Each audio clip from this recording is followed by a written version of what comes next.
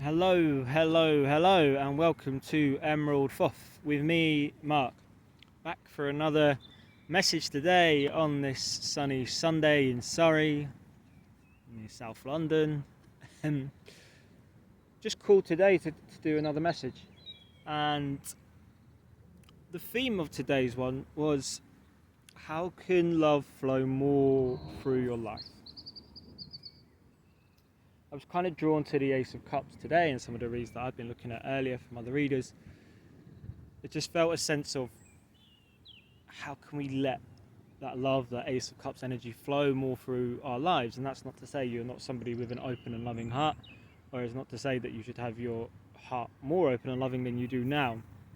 It's just how do we let it come from the universe and flow through us and through to parts of our lives as well, because we can give and run our cup over and over and love and love and love in the wrong places where it's not fulfilling or it's not reciprocating, or we can keep it closed within us and hold it to ourselves, or not even recognize it at all in us.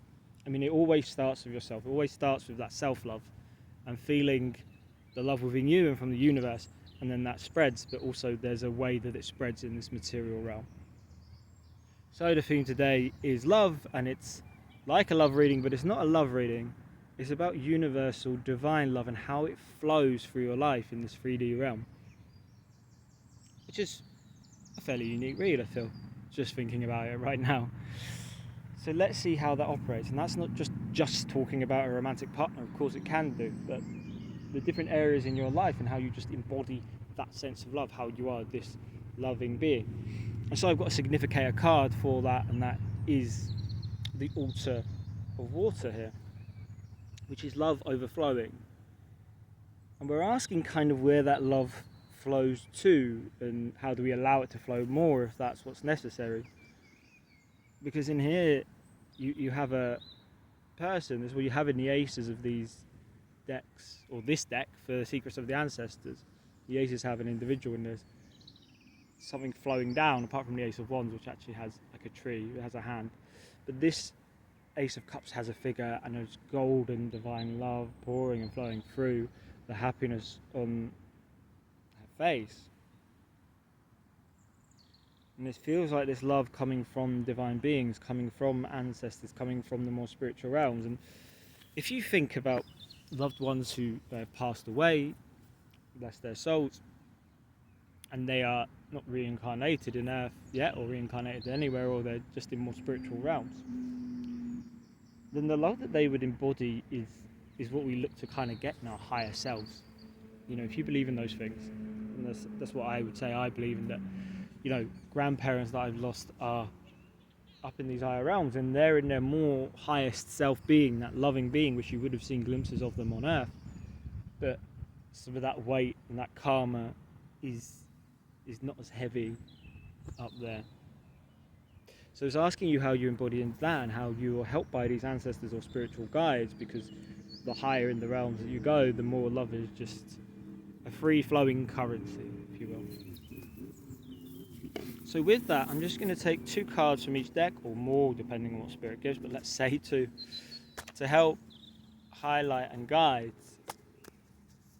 how we can get this love flowing more beautifully, more potently, more life-givingly in your life in a higher sense, really embodying that higher self of yours, and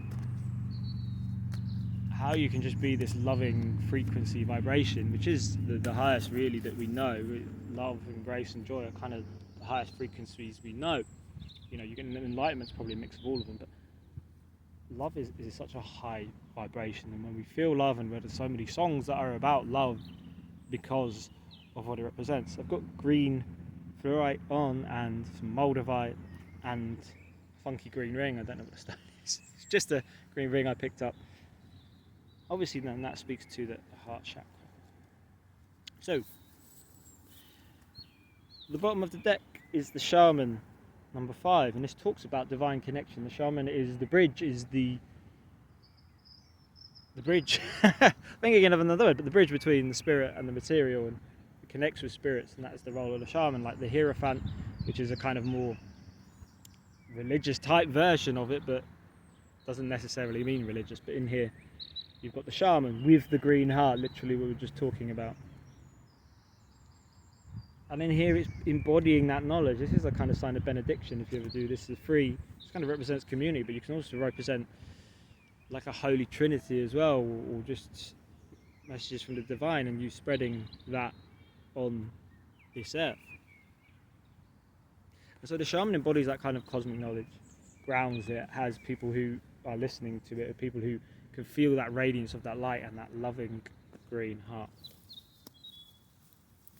The cards that came out were first number 11, and this is Poetic Justice. It's called the Judge, interestingly, in this card, the same as the Justice card in the traditional tarot. But it's talking about poetic justice, so it's talking about balancing the scales. Where you have kept your love aside, you will be encouraged to pour it out more. Where you have poured your love out more, you'll be encouraged to hold it back in and feel it within yourself and to give to yourself. So if you have not shared enough love in this world, then you're asked to do it more. And if you haven't, and if you have shared it and overshared, then you're asked to pull it back to yourself more as well. And the divine sense of balance, the 11, it can talk to awakening, it can talk to new beginnings, it can talk to the start of a new cycle. And this is talking about balancing the scales. So it's saying, like,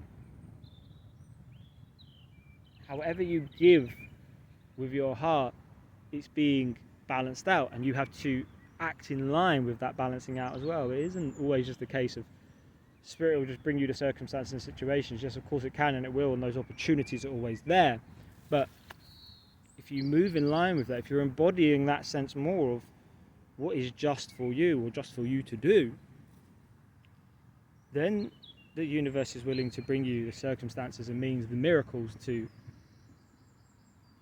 feel more love in your life and share more love in your life in the places that will flow it back to you, as well as you flowing it out to those places.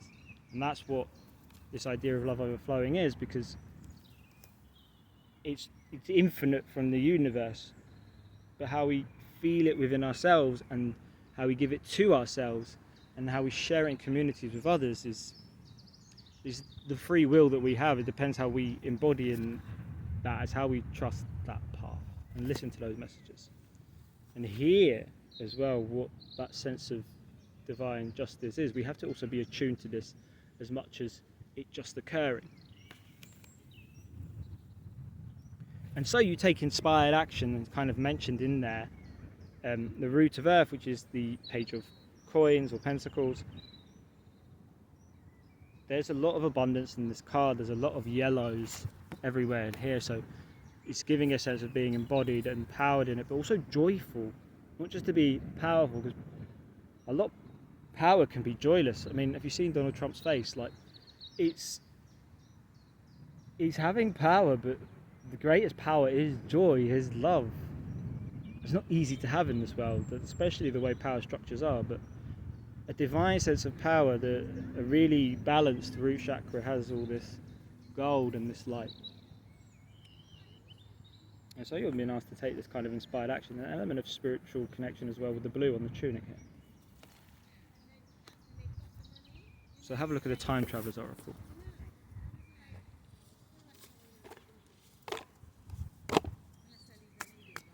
Just to see what's happening there.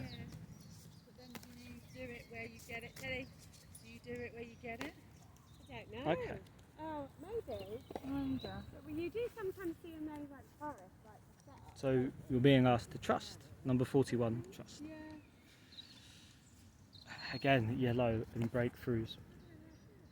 And a lot of blue here. When we're talking about flow, obviously these are rough waves, and love can be rough. And it asks you to trust the universe. It asks you to trust the other person or the other people. I see a load of buttercups as well next to me. I'll see if I can give you an angle of it.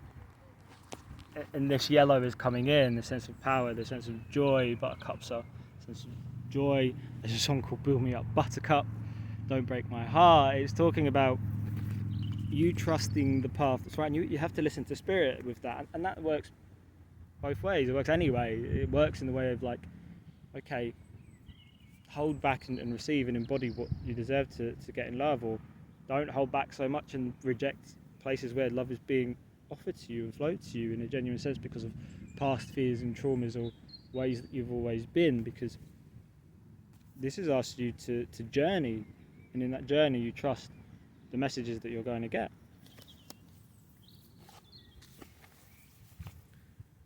And so the card that came up yesterday is 40 transformation, and there's a sense of this joy and ecstasy in it again.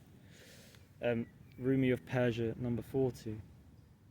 So stabilizing kind of changes that are coming in your life, and this dancing by the moonlight. That's another song, Dancing in the Moonlight. But you know, it is feeling warm and bright, it is feeling natural, it is feeling that you're sharing with people. This gives a spiritual element as well, because these whirling dervishes, it gives a kind of godly sense, and Rumi's poetry was a lot about connection with the beloved. A lot of the Sufis talk about connection with the beloved, and so within they have this joy, and then all together in this sense of having this joy, and this community of having this joy. And the bottom of the deck is number 12, exuberance. So it talks about just a lot of joy and positivity and sharing that with the people who are on that wavelength. And I think that's what's being asked for you to do. It's saying this is what it can be like, and it may be like that in your life already, or there may be parts in your life that are like that, and you're geared towards to going to those places more, or you're being asked to move to different places and trust, to move a different way and trust, to try and work with these waves a bit more rather than them overwhelming us or controlling us, or us just staying in them and not moving along with the tide and just trying to stay in the same place all the time. I'm saying centered and grounded, and there's a kind of shadow side to being grounded, especially. There's also like too centered is that you become anchored. And there's a music video called The Anchor and the Kite as well, by Forrest Black. But you don't want to be too anchored because it's too heavy. You need some lightness, you need some joy, you need some exuberance. Not just so that it's frivolous and you travel everywhere and you've got no center or grounding, but sometimes being grounded it's a little too much, it's a little too Saturnian. Sometimes you have to trust and move with the waves of life as well.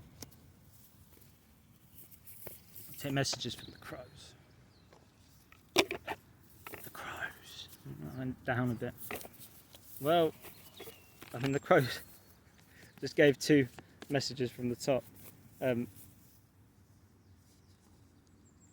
So, first card was direction. It's another number 12. It's asking about travel and purpose and finding the flock and moving and having a sense of direction and having a sense of how you direct this joyous, abundant love. It's saying, where are the places that you can pour into? So it's asking you to have a sense of direction and to see where those places are that you can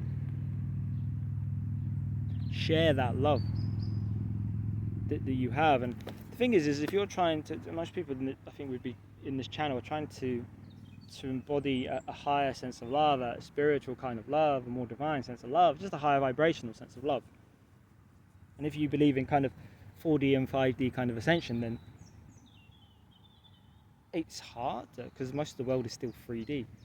Most of human beings are still in a 3D egoic based consciousness, egoic compared to a 5D consciousness or a 4D consciousness.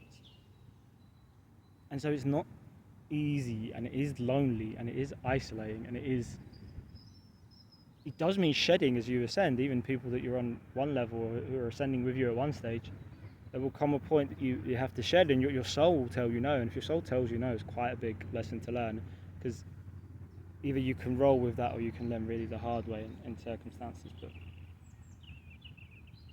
yeah, you're being asked to move with the direction of your soul, and because you're trying to embody this kind of higher sense of love rather than just somebody that I know or somebody that my family tells me, or just something that works with my friends or my group, or it just fits the mold, You're going beyond that 3D mold. You're asking for something that's higher vibrational. But that also means you have to work on your shadow. You have to work on your own consciousness. You have to go deeper into your own psyche. It will force you to do that. Any soulmate connection or eternal soulmate connection, the deeper the love kind of goes and the higher the kind of love kind of goes, it's more of a quality base. It's to reach that place and to ground and embody and stabilize it is more difficult than that, fortunately. And give yourself credit for that, but also, accept that as well and not be blindsided by it. And here's number 16, dominance. And I'm getting a sense of, it's not a sense of you battling somebody else, but obviously there's always power struggles in relationships between people, whether it's work, whether it's romance, whether it's family, there's people around you. There's always a sense of this, a very 3D energy. But this seems to me to be a battle with your kind of self, this dominance. It's saying, are you going to let the forces around you dominate you? Are you going to let despair dominate you or fear dominate you? Are you going to let your sense of love, be dominated by isolation and fear and anguish? And are you going to give up? No. Because you're being asked to soar. You're being asked to continue to embody that, to stay consistent, to stay patient, to stay faithful and trust, and keep taking inspired action. Because divine justice will always come one way or another. Karma always works. It might not work in an individual lifetime sometimes, but it always works. The wheel of samsara is always in spin, and there is divine justice. It's just not to be found in the 3D state consciousness if you really believe in a higher sense of justice. And with this faith in it, and with dominating all those fears and the despair around you and things that want to drag you into a lower consciousness of vibration, you can soar. And if you learn to soar, then even if you do it on your own, you still set an example for others, and others can come and find you, or in this new direction you may find others who are there with you. It's like a migration. It's like a migration of your soul and your being into a higher vibration and into a higher vibration collective. It's like finding your people. It's like finding your soul family. Oof. Take some messages from the Divine Masters to finish it off. Okay. The first card flew out. I don't know if you saw that. The second card was less conspicuous, but nevertheless 2 pairs. So in a higher sense, in your higher embodied self, in a more divine sense, that's good. That's massive, really. Holy union has come up. And so, Rama and Sita, holy union. I've not really had problems saying that before. So something is the gravity of what you're aiming for is why I'm struggling to say holy union, because I've pulled this card before and said it on camera before, and I've said it to myself before, but this is quite big. What you're trying to pull in, what you're trying to manifest is quite high if you're attuned to this message. And so all credit to you, and that divine love you're trying to embody is divine. Holy union is sort of, you're embodying as much as possible on earth the love of gods and goddesses. It's not talking about power in the sense of physically being all powerful, and you may have psychic gifts and powers, I'm sure you do, and healing powers, because those are really the superpowers, rather than being able to just manifest something like that or to defeat all your enemies physically. But it's a sense of embodying a higher love. That is the win of embodying a higher vibration. That is how you will escape, if you will, or move on from the wheel of samsara, as the Buddha shows. And if you ever look at a diagram there at the corner, this is the way out. And it's embodying that sense of love, that sense of enlightenment, that sense of a higher vibration. Soulmate connection, romantic opportunity. So I mean, I know I said at the start that it is different connections, and this will apply to different connections in your life. Love flows through all things, or it should do for sure. But also it's saying there is a partner with you. There's someone to build with. There's this red and gold heart on Sita. You know, that talks about union and pearls and crowns and divinity. Also, this spiritual blue all around.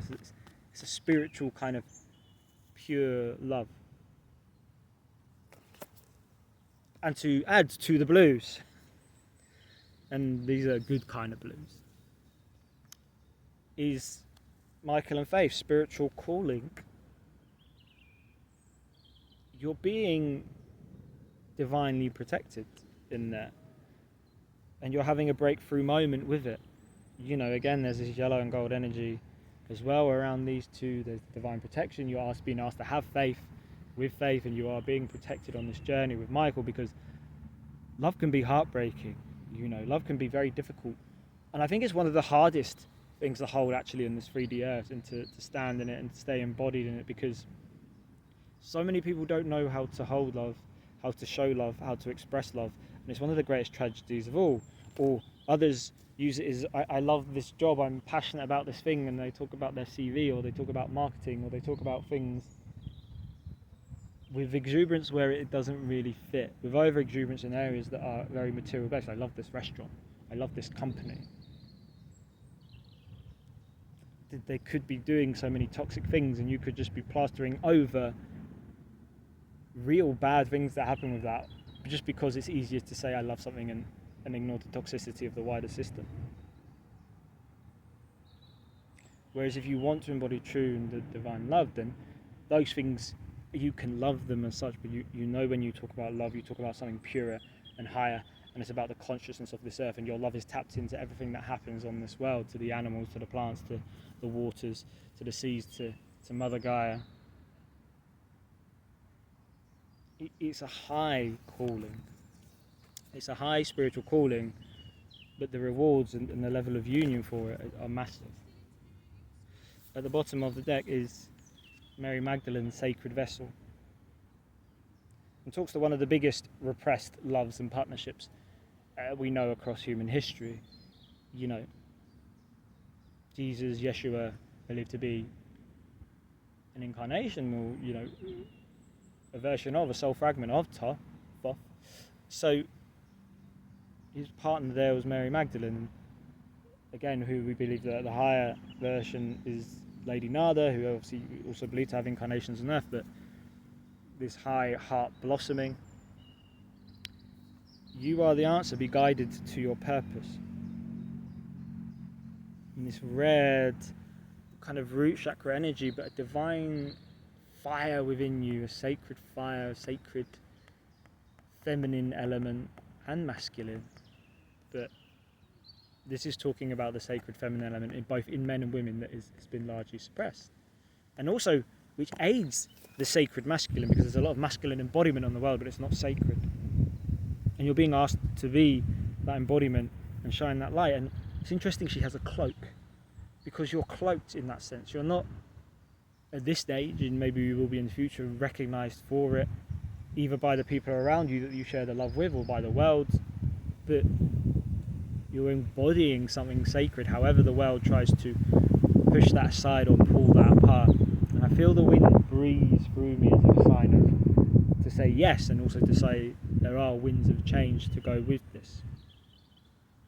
And this is more higher and more meaningful than people projecting elements of love onto material things that aren't as sacred and divine as a representation of this love that is flowing through you and through everything on this earth. It's a more higher embodied sacred version of this, and you're being asked to be that sacred vessel for it. And so you can move in the world with this trust and this faith that you embody that. And that's enough. In fact, it's more to share and spread and embody love in the world. And whilst not everyone, or maybe only a very few, will understand, you will know it and feel it in your own being, in your own vessel, and with those who you keep close to you who you stay in contact with, who you share love with, and other people will see it as you go, even if they don't recognize it, not consciously recognize it. And that is a beautiful, beautiful thing to do. So give yourself credit and make sure you're feeling and embodying that love, because it's important, and what you are doing is a high version of it. And there's very few people in this world who can tell you and guide you. They might try to, and there might be examples of people who have found a level of love in this life, and fair play to them. But when you're doing it in a spiritual sense with something higher and divine involved, there are very few templates or roadmaps for it.